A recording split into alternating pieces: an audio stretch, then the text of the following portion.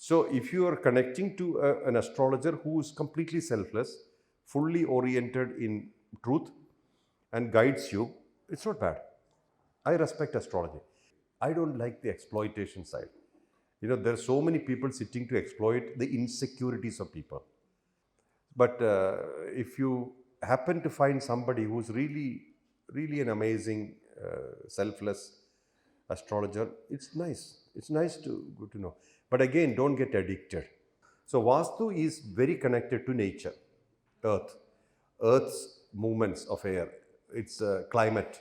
It also changes with the nature of the place. Today, that's not the way it's done. Flats and apartments and stuff, and very tall buildings, no cross ventilation, the way you build. So, various factors plus radiations like electricity, the telephone, the internet, all those radiations, they all create certain situations.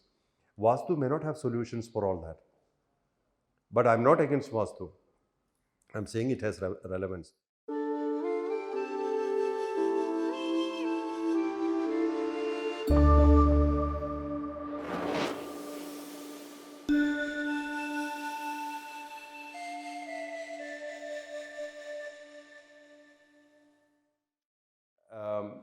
What is astrology, first of all?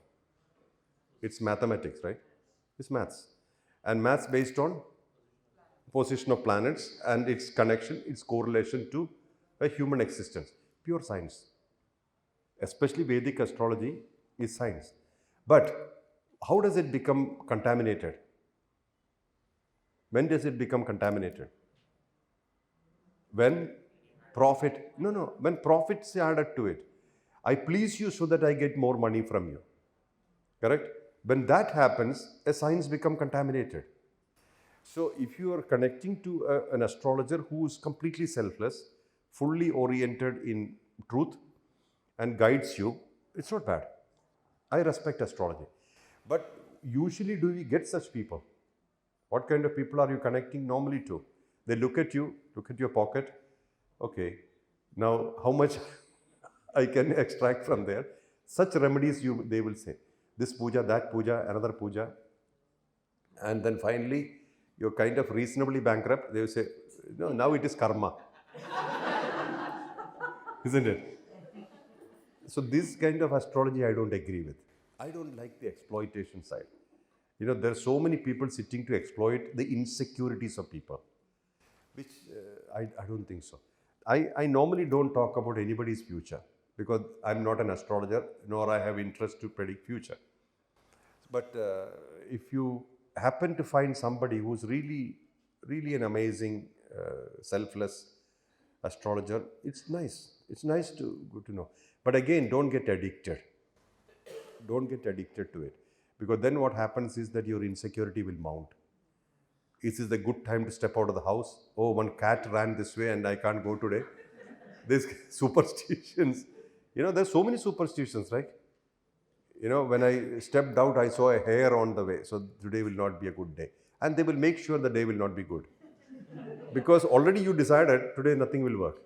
Then what happens? It becomes reality. If it didn't become reality, then you have a problem. These kind of superstitions I don't believe in. Your purpose is clear, your heart is pure, keep walking. Why do you care? And you make your life better.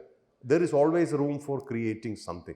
I'm not saying that not in the way say that there is no God or it's not. That's not the point here.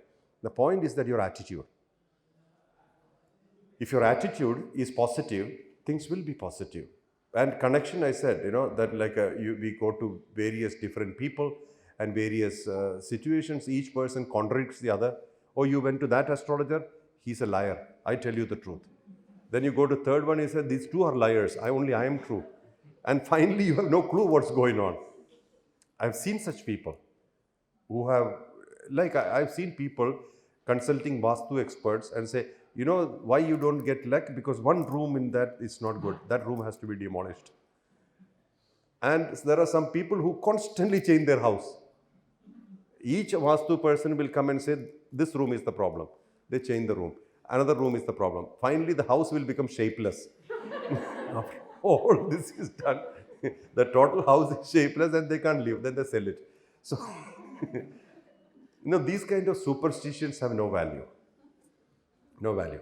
But it is a scientifically proven fact that if there is an electric line going above your house, there is a high chance of cancer because of the radiation connected to it. The 3G, 4G, 5G, etc. are definitely causing cancer, disorientation. It is more visible in the nature. The birds are dying and various species are extinct because of 5G. This is truth. Water is getting contaminated because of the radiation. This is truth. This is scientifically proved. But can we avoid all this in life? We can't. So what do? We take this water should be treated, made more alkaline. Those kind of things we can do. Many times situations around cannot be changed. It's not an individual decision. It's a collective consciousness that's contaminating the whole space. What we could individually do is to opt for things which is reasonably suitable so that we can have a good life. That's it. Technically speaking, every house has its impact on the people. What is fundamentally wrong with any house? Squares and rectangles. Can you change it? All houses are squares and rectangles. How is our mind usually? It's everything. Every place, like the whole earth is ups and downs and square, rectangle, triangle, all sorts of things.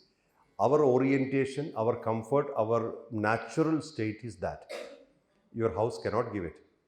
We are bound by squares and rectangles, correct? That's the fundamental issue. Now, there can be squares and rectangles, but according to Vastu, the air should go from, when it enters from one place, it should have a straight exit as well. So that there is a straight passage. That means you are close to nature. You are not blocking the natural airflow. Like this is a perfect order. Likewise, cross ventilation, those kind of things. So Vastu is very connected to nature, Earth's movements of air, its climate. It's also changes. It also changes with the nature of the place. Like in some places, it's tropical climate. Some places it's very cold. Some are rainy water. All these are they consider all these points. Then they use the wood only of the trees which are already had their full life. They don't cut any tree and wood, so that there's no crime, there's no violence involved. So there are micro details they check. They take permission of the tree before they cut it. They ask, did you have full life? And by knocking on them, you realize it. Means they are ripe and old and ready to go. Only those trees they cut. The stone they use, they check and they know that this stone is ready to be used. So in every level, they consider every aspect of existence as fundamental.